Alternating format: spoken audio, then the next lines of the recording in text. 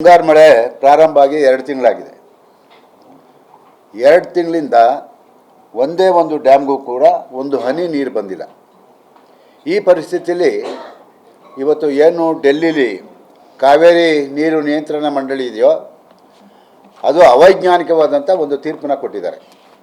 ಅವರು ಕೊಡೋದಕ್ಕೆ ಮುಂಚೆ ಕರ್ನಾಟಕಕ್ಕೆ ಒಂದು ತಂಡವನ್ನು ಕಳಿಸಿ, ತಜ್ಞರ ತಂಡವನ್ನು ಕಳಿಸಿ ಇಲ್ಲಿ ಪರಿಶೀಲನೆ ಮಾಡಿ ಏನು ಪರಿಸ್ಥಿತಿ ಇದೆ ಕರ್ನಾಟಕದಲ್ಲಿ ಎಲ್ಲ ಡ್ಯಾಮ್ಗಳನ್ನ ಪರಿಶೀಲನೆ ಮಾಡಲಿ. ಕಳೆದ ವರ್ಷ ಬೇಕಾದಷ್ಟು ಮಳೆ ಆಯಿತು, ಸುಮಾರು 100 TMC ನೀರು ತಮಿಳ್ನಾಡಿಗೆ ಹೋಯಿತು. ನಾವು ಹಿಡಿದಿಟ್ಕೊಳ್ಳಿಲ್ಲ, ನಾವು ಬಿಡಬಾರ್ದು ಅಂತ ಯಾವತ್ತೂ ಇಲ್ಲ. ಏನು ಕಾವೇರಿ ನಿಯಂತ್ರಣ ಮಂಡಳಿ ಹೇಳ್ಕೊಂಡು ಬಂದಿದೆಯೋ ನೀರಿದ್ದಾಗೆಲ್ಲ ನಾವು ಬಿಟ್ಟಿದ್ದೀವಿ. ಆದರೆ ಪರಿಸ್ಥಿತಿ ಇವತ್ತು ಹಂಗಿಲ್ಲ, ಮಳೆ ಆಗಿಲ್ಲ. ಯಾಕೆ ಅಂತ ಹೇಳಿದ್ರೆ ಅದು ನಮ್ಮ ಕೈಯಲ್ಲಿಲ್ಲ. ಹಾಗಾಗಿ ಇವತ್ತು ಕುಡಿಯೋ ನೀರಿಗೆ ರೈತ ಹಾಹಾಕಾರ ಪಡ್ತಾ ಇದ್ದಾನೆ. ಮತ್ತು ಜಾನುವಾರು ಆ ಭಾಗದಲ್ಲಿ ಇವತ್ತಿನ ದಿವಸ ಭಾಳ ತೊಂದರೆಗೆ ಸಿಕ್ಕಾಕೊಂಡಿದ್ದೀವಿ. ಹಾಗಾಗಿ ನೀರನ್ನು ಬಿಡೋದಕ್ಕೆ ಸಾಧ್ಯ ಇಲ್ಲ ಅಂತ ಹೇಳಿ ಮಂಡ್ಯದಲ್ಲಿರುವಂಥ, ಮೈಸೂರಿನಲ್ಲಿರುವಂಥ ರೈತ ಬಾಂಧವರು ಹೋರಾಟವನ್ನು ಮಾಡ್ತಾಯಿದ್ದಾರೆ. ಆದರೆ ಚಿತ್ರರಂಗದಲ್ಲಿ ನನಗೆ ನೆನ್ನೆ ಕೆಲವರು ಪ್ರಶ್ನೆ ಮಾಡಿದ್ರು, ವಾಣಿಜ್ಯ ಮಂಡಳಿ ನೀವು ಸಿನಿಮಾದವರು ಇನ್ನೂ ಮಾತಾಡಿಲ್ಲ. ಹಾಗಾಗಿ ಯಾವತ್ತೂ ಇಲ್ಲ. ಯಾಕೆ ಅಂತ ಹೇಳಿದ್ರೆ ರಾಜ್ಕುಮಾರ್ ಹಾಕ್ಕೊಟ್ಟಂಥ ಆದರ್ಶಗಳು ನಮ್ಮಲ್ಲಿದ್ದಾವೆ. ಒಂದು ಗೋಕಾಕ್ ಚಳುವಳಿ ಆಗಿರ್ಬೋದು, ಮತ್ತೊಂದು ಮಹದಾಯಿ ಯೋಜನೆ ಆಗಿರ್ಬೋದು, ಅಥವಾ ಸಮಸ್ಯೆ ಬಂದಾಗೆಲ್ಲ ಕೂಡ ಚಿತ್ರರಂಗ ಸ್ಪಂದಿಸಿದೆ ಅಂತಕ್ಕಂಥ ಮಾತನ್ನು ಈ ಸಂದರ್ಭದಲ್ಲಿ ನಾನು ಹೇಳೋದಕ್ಕೆ ಇಷ್ಟಪಡ್ತೀನಿ. ಗೆಳೆಯರು ಕೇಳಿದ್ರು ಮುಂದಿನ ಇದನ್ನು, ಇವತ್ತು ಮಧ್ಯಾಹ್ನ 4 ಗಂಟೆ ಅಥವಾ 5 ಗಂಟೆ ಒಳಗೆ ಮತ್ತೊಂದು ತೀರ್ಪು ಬರುತ್ತೆ. ನಮ್ಮ ಸರ್ಕಾರ ಮೇಲ್ಮನವಿ ಸಲ್ಲಿಸಿದ್ದಾರೆ. ಅವರಿಗೆ ವಾಸ್ತವ ಪರಿಸ್ಥಿತಿಯನ್ನು ತಿಳಿಸೋದಕ್ಕೆ ಎಲ್ಲ ಅಧಿಕಾರಿಗಳು ಕೂಡ ಮಾಹಿತಿ ಕೊಡೋದಕ್ಕೆ ಇವತ್ತು ಅಲ್ಲಿ ಸಭೆ ಸೇರಿದ್ದಾರೆ. ಸಭೆ ಆದಮೇಲೆ ಆ ಒಂದು ನಿಯಂತ್ರಣ ಮಂಡಳಿ ಯಾವ ತೀರ್ಪನ್ನು ಕೊಡ್ತಾರೆ ಕಾದು ನೋಡ್ತಾ ಇದ್ದೀವಿ ನಾವೆಲ್ಲರೂ ಕೂಡ. ಹಾಗಾಗಿ ಆ ತೀರ್ಪು ಏನು ಬರುತ್ತೆ ಅದರ ಮೇಲೆ ನಾವು ಡಿಪೆಂಡ್ ಆಗಿದ್ದೀವಿ. ಈಗ ಮತ್ತೆ ನಿಯಂತ್ರಣ ಮಂಡಳಿ ತಜ್ಞರನ್ನು ಕಳಿಸ್ತೀವಿ, ಪರಿಶೀಲನೆ ಮಾಡ್ತೀವಿ ಅಂದರೆ ನಮಗೆಲ್ರಿಗೂ ಸಂತೋಷ, ನಾವು ಖುಷಿಯಿಂದ ಅದನ್ನು ಸ್ವಾಗತ ಮಾಡ್ತೀವಿ. ಇಲ್ಲ ಅವರು ಕೂಡ ಅದೇ ತೀರ್ಪನ್ನು ಕೊಟ್ಟರೆ ನಾವು ರೈತರ ಪರವಾಗಿ ನಿಲ್ಲಬೇಕಾಗುತ್ತೆ. ಇಲ್ಲಿಯ ಸಮಸ್ಯೆಯನ್ನು ಅರಿತುಕೊಂಡು ನಾವು ಹೋರಾಟಕ್ಕೆ ಇಳಿಬೇಕಾಗುತ್ತೆ, ಅದು ಅನಿವಾರ್ಯ.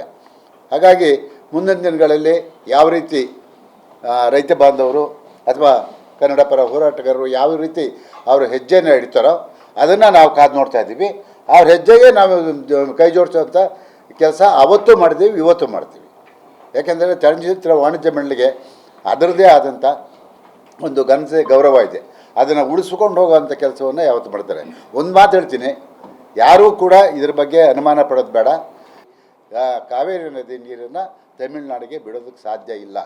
ಅಂದರೆ ಈಗ ಏನಾಗಿದೆ ಅಂತ ಹೇಳಿದ್ರೆ, ನಾವು ಕುಡಿಯೋದಕ್ಕೆ ನೀರಿಲ್ಲ ಅಂತ ಇದ್ದೀವಿ. ತಮಿಳ್ನಾಡು 3ನೇ ಬೆಳೆ ಕುರುವೆ ಬೆಳೆಗೆ ನೀರು ಕೇಳ್ತಾ ಇದ್ದಾರೆ. ನಮಗಿಲ್ಲಿ ಕುಡಿಯೋದಕ್ಕೆ ನೀರಿಲ್ಲ, ಅವರು ಬೆಳೆಗೆ ನೀರು ಕೇಳ್ತಾ ಇದ್ದಾರೆ. ಇದು ಎಷ್ಟರ ಮಟ್ಟಿಗೆ ಸರಿ ಅನ್ನೋದನ್ನು ನಾವೆಲ್ಲರೂ ಕೂಡ ಆಲೋಚನೆ ಮಾಡಬೇಕಾಗಿದೆ. ಹಾಗಾಗಿ ಆ ನೀರು ಬಿಡೋವಂಥ ಪ್ರಶ್ನೆನೇ ಇಲ್ಲ. ಯಾಕೆಂದರೆ ಇದಕ್ಕೆ ಬೇಕಾದಷ್ಟು ಉದಾಹರಣೆಗಳಿದ್ದಾವೆ. 91ರಲ್ಲಿ ಇದೇ ಒಂದು ಪರಿಸ್ಥಿತಿ ನಿರ್ಮಾಣ ಆಯಿತು. ಅವತ್ತಿನ ಮುಖ್ಯಮಂತ್ರಿ ನಮ್ಮ ಬಂಗಾರಪ್ಪನವರು ಅವತ್ತು ನಮ್ಮ ಹೋರಾಟ ಎಲ್ಲವನ್ನು ನೋಡಿದ ಮೇಲೆ, ಕರ್ನಾಟಕದ ಹೋರಾಟ ನೋಡಿದ ಮೇಲೆ ಅವರು ಒಂದು ತೀರ್ಮಾನಕ್ಕೆ ಬಂದರು. ನಾವೆಲ್ಲ ಒತ್ತಾಯ ಮಾಡಿದ್ರು, ದಯಮಾಡಿ ಇಂಥ ಪರಿಸ್ಥಿತಿಯಲ್ಲಿ ನೀರು ಬಿಡಬೇಡಿ ಸರ್, ಈ ಒಂದು ಸುಗ್ರೀವಾಜ್ಞೆ ಹೊರಡಿಸಿ ಅಂತ ಹೇಳಿದಾಗ ಸುಗ್ರೀವಾಜ್ಞೆ ಹೊರಡಿಸಿ ಇಡೀ ಕರ್ನಾಟಕಕ್ಕೆ ಮಾದರಿ ಮುಖ್ಯಮಂತ್ರಿಗಳಾದರು, ಸುಗ್ರೀವಾಜ್ಞೆ ಹೊರಡಿಸಿದ್ರು. ಆ ಪರಿಸ್ಥಿತಿ ಈಗ ಬರೋದು ಬೇಡ. ಕೂತು ನಿಂತು ತಮಿಳ್ನಾಡು ಮುಖ್ಯಮಂತ್ರಿ 3ನೇ ತಾರೀಕು ಬರ್ತಾಯಿದ್ದಾರೆ, ಅವ್ರು ಖುದ್ದು ಪರಿಶೀಲನೆ ಮಾಡಲಿ, ನೋಡಲಿ, ವಾಸ್ತವಾಂಶನ ನೋಡಲಿ, ಸತ್ಯಾಸತ್ಯತೆಯನ್ನು ತಿಳ್ಕೊಳ್ಳಿ. ಯಾಕೆ ಅಂತ ಹೇಳಿದ್ರೆ ನಾವೆಲ್ಲ ಭಾರತೀಯರು ಹೌದು, ಅಣ್ತಮ್ಮದಿರು. ಈಗ ನೀರಿನ ವಿಚಾರದಲ್ಲಿ ಅದರಲ್ಲಿ ವಿಶೇಷವಾಗಿ ಕಾವೇರಿ ಹುಟ್ಟಿ ಹರಿಯೋದು ಕರ್ನಾಟಕದಲ್ಲಿ, ಅದರಲ್ಲಿ ನಮ್ಮ ಮೇಲೆ ನಮಗೆ ಹಕ್ಕಿದೆ. ಅದು ಇವತ್ತಿನ ದಿವಸ ಅದಕ್ಕೆ ಅಡ್ಡಗಾಲು ಹಾಕೋದಾಗಲಿ ಅಥವಾ ಮೇಕೆದಾಟು ಯೋಜನೆಗೆ ಇದು ಮಾಡೋದಾಗಲಿ, ಈಗ ಮೇಕೆದಾಟು ಯೋಜನೆ ಕ್ಲಿಯರ್ ಆಗಿದೆ, ಅದಕ್ಕೆ ಯಾರ್ದ ಅಪ್ಪಣೆನೂ ಬೇಕಾಗಿಲ್ಲ. ಅದನ್ನು ಮುಂದಿನ ದಿವಸಗಳಲ್ಲಿ ಮಾನ್ಯ ಮುಖ್ಯಮಂತ್ರಿಗಳು ಅದನ್ನು ತಗೊಳ್ತಾರೆ. ಯಾಕೆ ಅಂತ ಹೇಳಿದ್ರೆ ಅವತ್ತಿನ ದಿವಸ ಮೇಕೆದಾಟು ವಿಚಾರವಾಗಿ ಮಾನ್ಯ ಮುಖ್ಯಮಂತ್ರಿ ಕ್ಲಿಯರ್ ಆಗಿದೆ.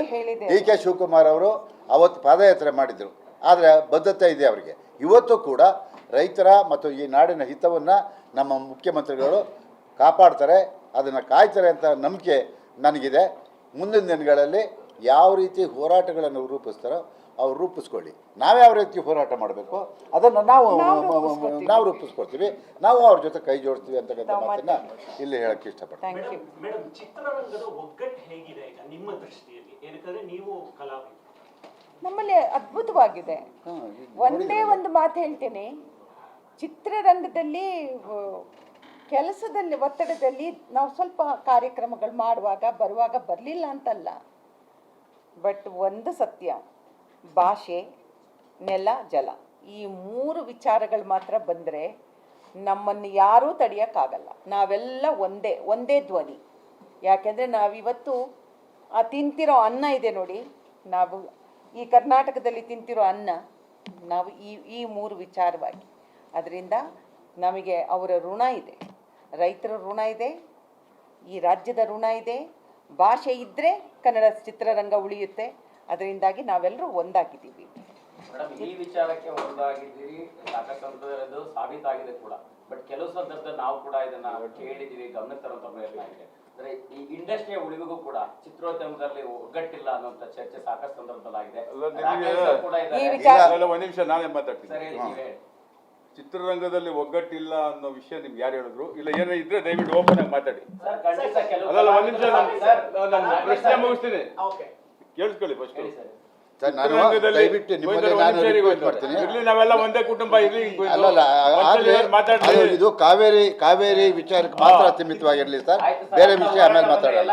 ದಯವಿಟ್ಟು ಹೌದು, ಎಲ್ಲ ಕಲಾವಿದರು ಬರಲೇಬೇಕು. ಬಟ್ ಇದನ್ನ ಬರೀ ಕಾವೇರಿಗೆ ಮಾತ್ರ ಸೀಮಿತ ಮಾಡ್ಕೊಳ್ತಾರೆ ಪ್ಲೀಸ್.